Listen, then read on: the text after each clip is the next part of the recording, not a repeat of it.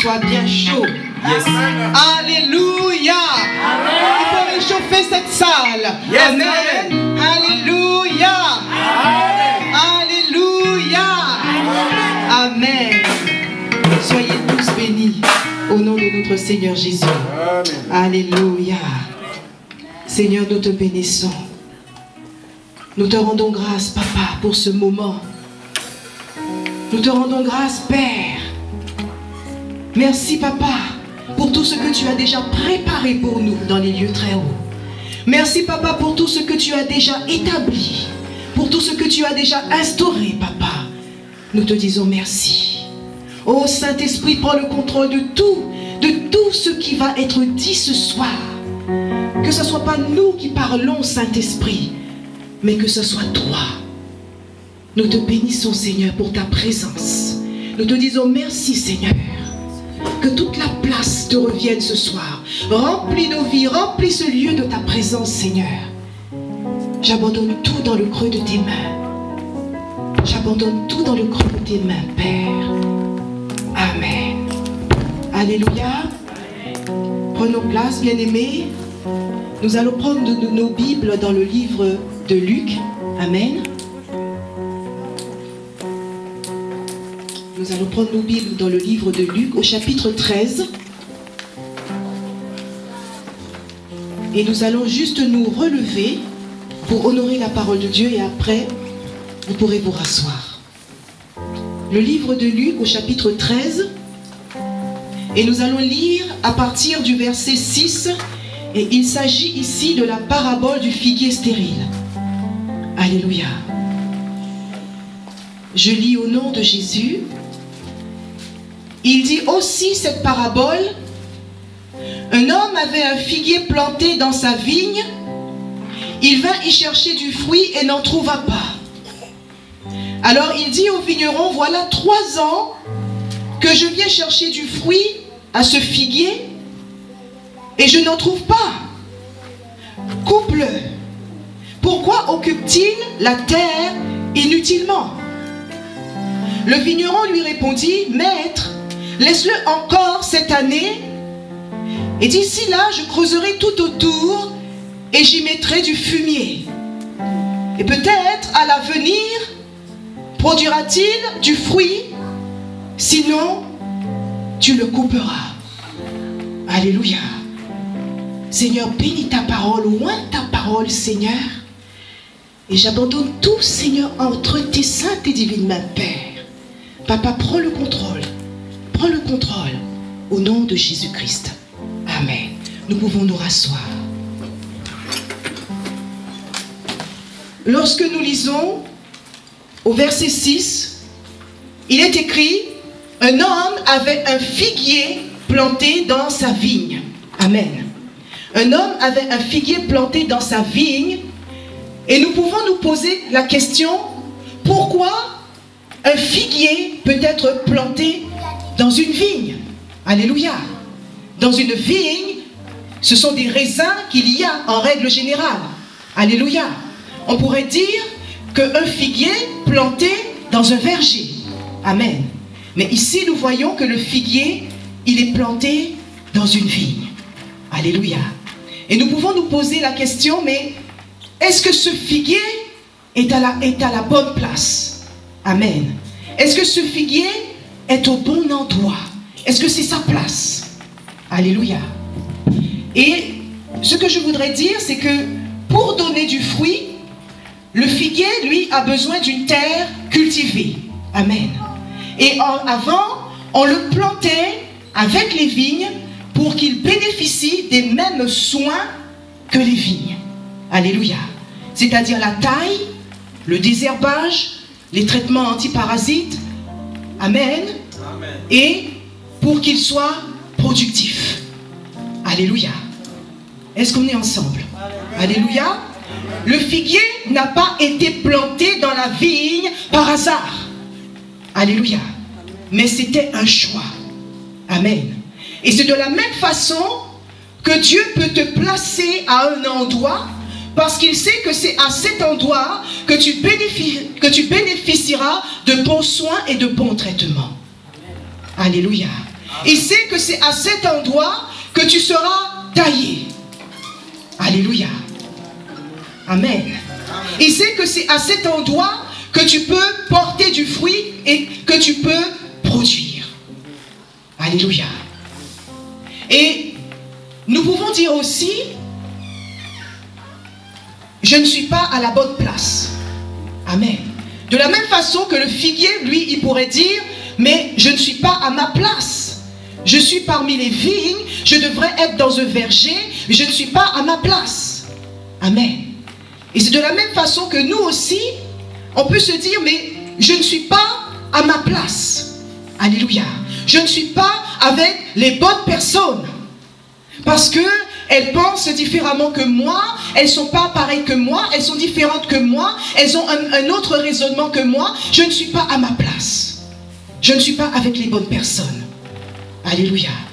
Mais si Dieu t'a placé à un endroit, s'il t'a placé à cet endroit, c'est parce qu'il sait, à cet endroit, tu vas produire. Amen. Alléluia.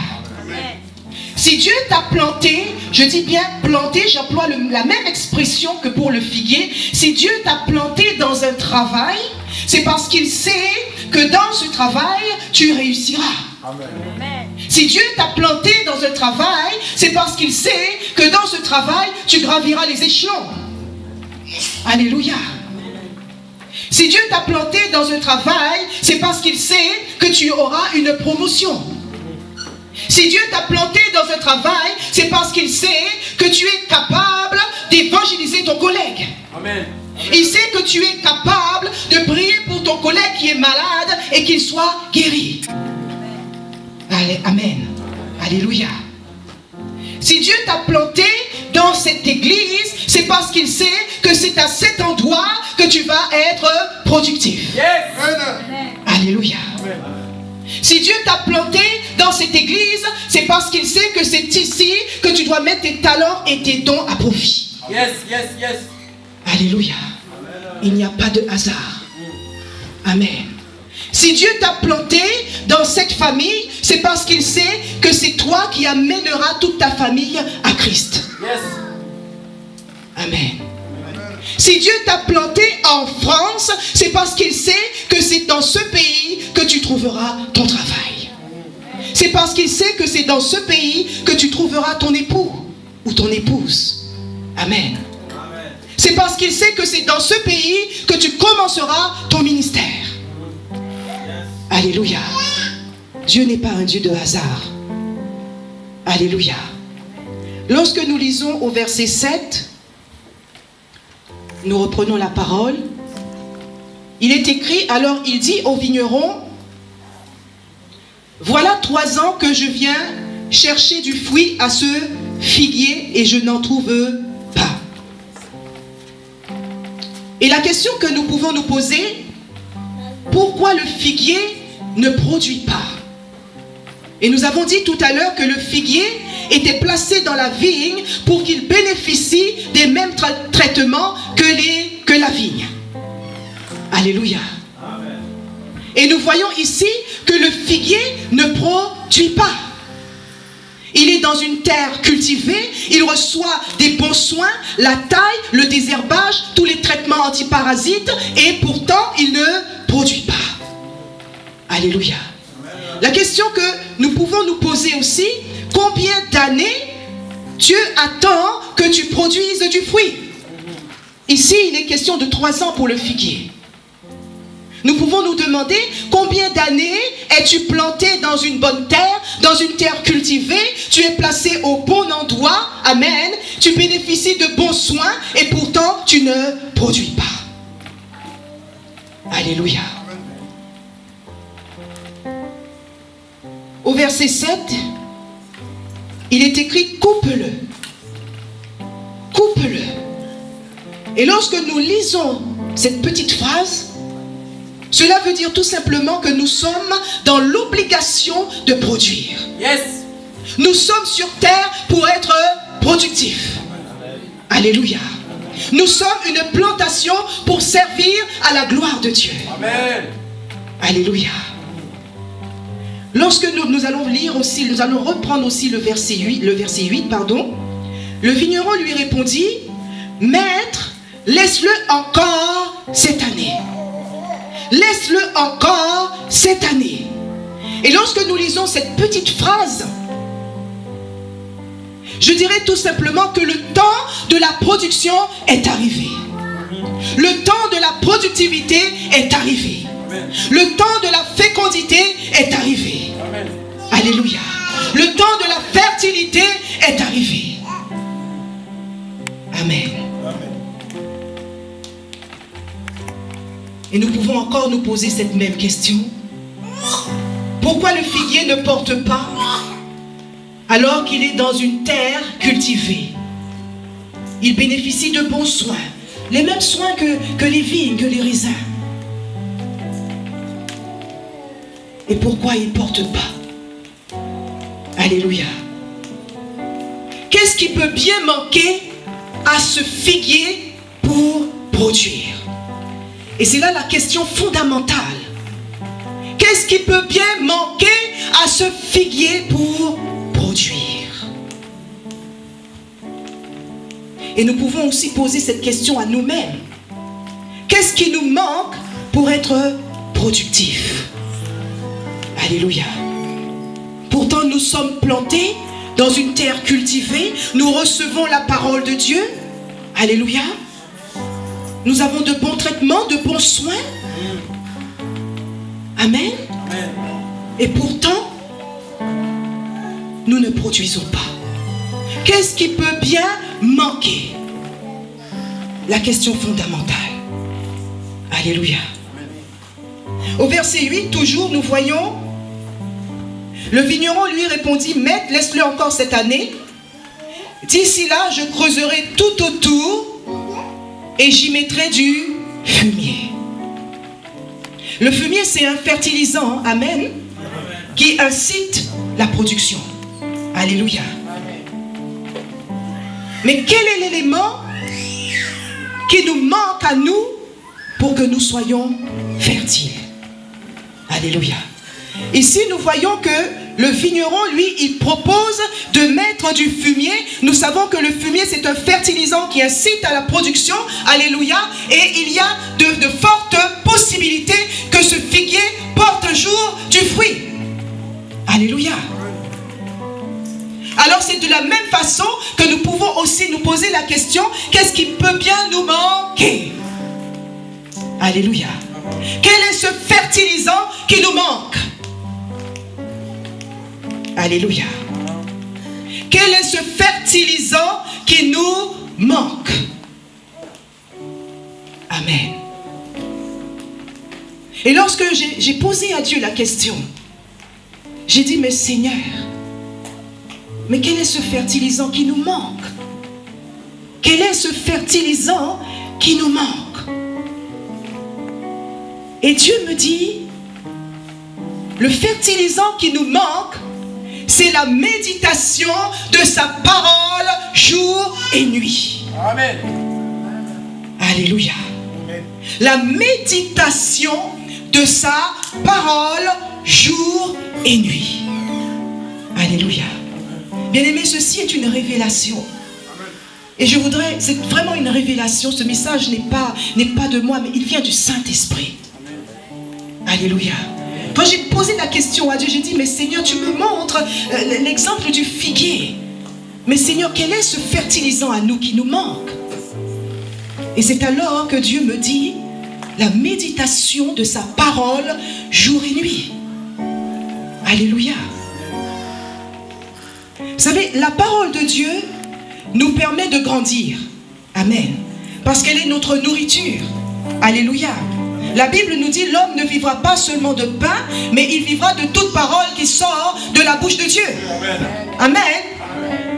Donc la parole de Dieu est une nourriture qui nous fait grandir, qui nous fait croître, qui nous fait arriver à l'âge de la maturité, à l'âge de la reproduction, et c'est alors que nous produisons. Amen. Alléluia. Amen. Amen. La parole de Dieu est vérité. La parole de Dieu est une lampe à nos pieds, alléluia, et une lumière sur notre sentier. Amen. Elle vaut plus que l'or. Alléluia. Elle vaut plus que l'or. Beaucoup plus. Alléluia. La parole de Dieu nous enseigne les lois de Dieu. Elle nous enseigne la justice de Dieu. Elle nous enseigne les principes de Dieu. Elle nous enseigne les commandements de Dieu. Alléluia. Le livre de Josué au chapitre 1 dit ceci, que ce livre de la loi ne s'éloigne point de ta bouche. Alléluia. Médite-la jour et nuit et c'est alors que tu réussiras à toutes tes entreprises. Alléluia. Amen. La parole de Dieu est une nourriture. Alléluia. Saisissons bien cela, bien-aimés, parce que c'est une révélation. La parole de Dieu est une nourriture. Alléluia. Mais la méditation de la parole de Dieu, jour et nuit, la révélation de la parole de Dieu est un fertilisant. Yes, yes, yes. Alléluia. Amen. Ce n'est pas la même chose. Lorsqu'on vient à l'église, on entend la parole. Oui, ça c'est, on entend la parole de Dieu. C'est une nourriture. Mais lorsqu'on prend le temps de méditer la parole de Dieu jour et nuit, elle devient un fertilisant. Alléluia. La parole de Dieu est une nourriture. Mais la méditation de la parole de Dieu jour et nuit, la révélation de la parole de Dieu par le Saint-Esprit est un fertilisant. Alléluia. Et c'est dans la parole de Dieu, mais toujours la parole de Dieu, ce fertilisant, cette nourriture, c'est toujours dans cette même parole que nous comprenons que la parole de Dieu est une puissance créatrice. Yes. Alléluia. C'est par la parole de Dieu que le monde a été créé. Alléluia. Le livre de la Genèse au chapitre 1 dit ceci. Dieu dit que la lumière soit et la lumière fut. Alléluia. Et c'est de la même façon que nous sommes capables d'appeler les choses à l'existence. C'est de la même façon que nous sommes capables de déclencher les choses. Amen. Ce qui amène la productivité. Yes. Amen. Alléluia. Amen. Le livre de Jean, premier chapitre, dit ceci. Tout a été fait par la parole. Amen. Amen. Tout a été fait par la parole. Yes. Et rien de ce qui a été fait n'a été fait sans elle. Alléluia. C'est toujours dans cette même parole de Dieu, amen, que nous comprenons que le Saint-Esprit vivifie. Yes. Alléluia. C'est toujours dans cette même parole de Dieu que nous comprenons que le Saint-Esprit est capable de fortifier, le Saint-Esprit est capable de faire revivre tous les domaines de ta vie qui sont morts ou desséchés. Amen. Alléluia. La productivité. Amen. Le Saint-Esprit est capable de réveiller les talents et les dons qui sont endormis en toi. Alléluia. Dans le livre d'Ézéchiel, au chapitre 37, Dieu dit à Ézéchiel, fils d'homme, prophétise, alléluia, parle à l'esprit, tu diras, et nous voyons encore l'utilisation de la parole. Alléluia.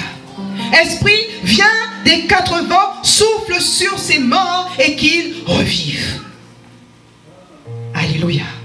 C'est aussi le Saint-Esprit qui nous donne la révélation de la parole. Amen.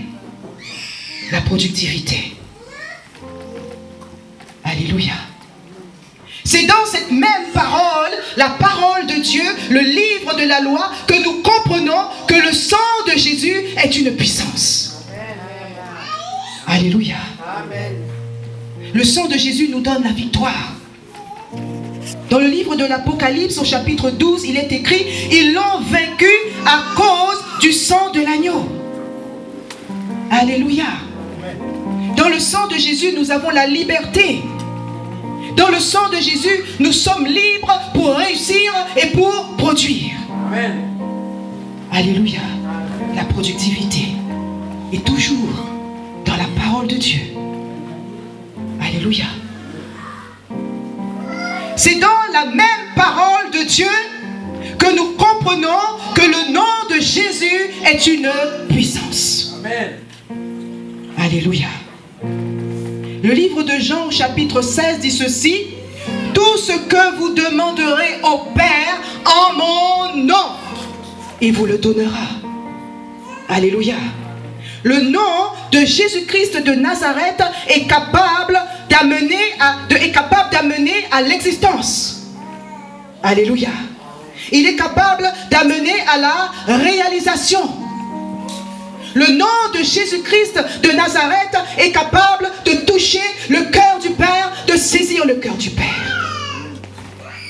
Alléluia. La productivité.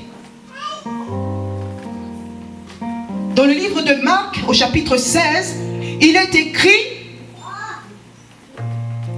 voici les signes qui accompagneront tous ceux qui auront cru. En mon nom. Alléluia. En mon nom, ils chasseront les démons. Ils saisiront les serpents. Alléluia. Ils imposeront les mains aux malades et ceux-ci seront guéris. La productivité. Alléluia. C'est dans cette même parole, dans la même parole de Dieu, que nous réalisons que dans le jeûne et la prière, il y a une puissance. Amen. Avec le jeûne et la prière, nous sommes capables de réaliser de grandes choses. Amen. La Bible nous dit dans le livre de Luc au chapitre 4, après 40 jours de jeûne dans le désert, lorsque Jésus a fini son jeûne, il est retourné en Galilée avec la puissance de l'Esprit. Alléluia.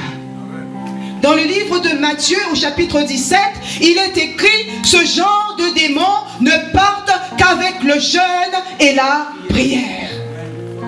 Alléluia. Amen.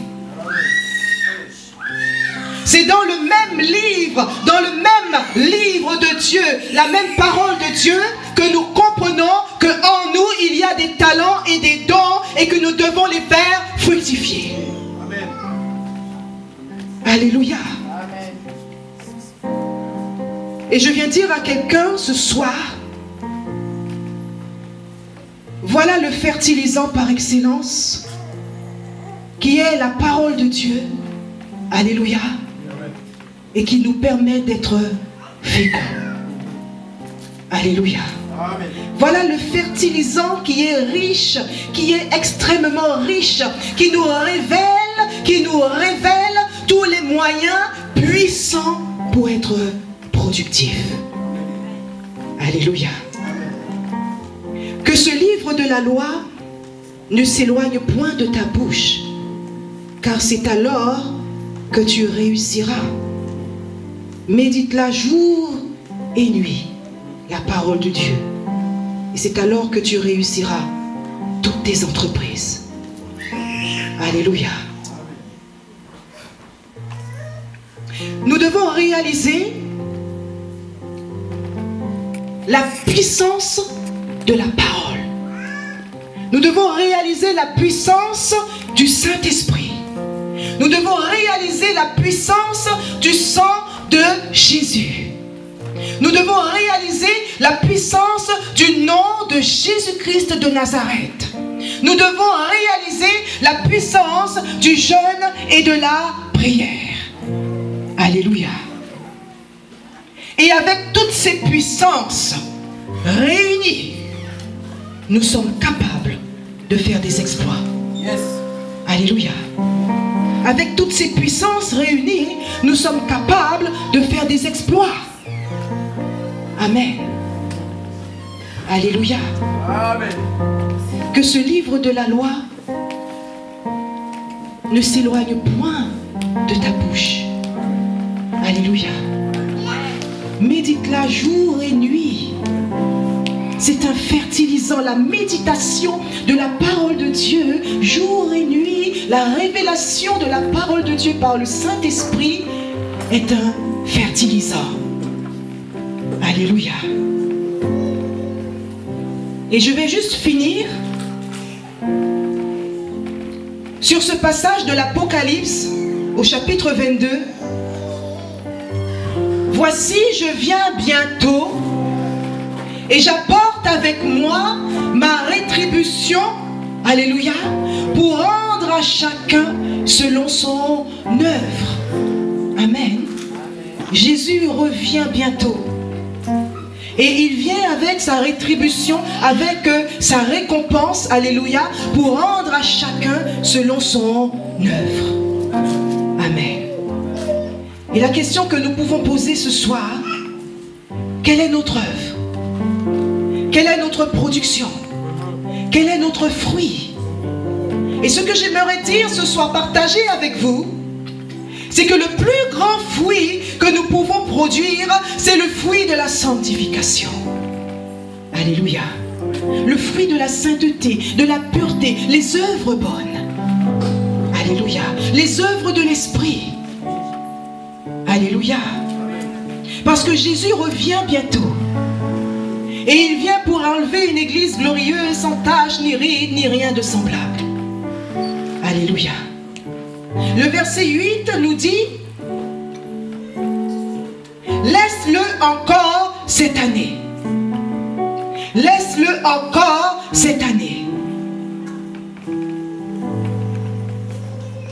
Il est temps de mettre sa vie en règle.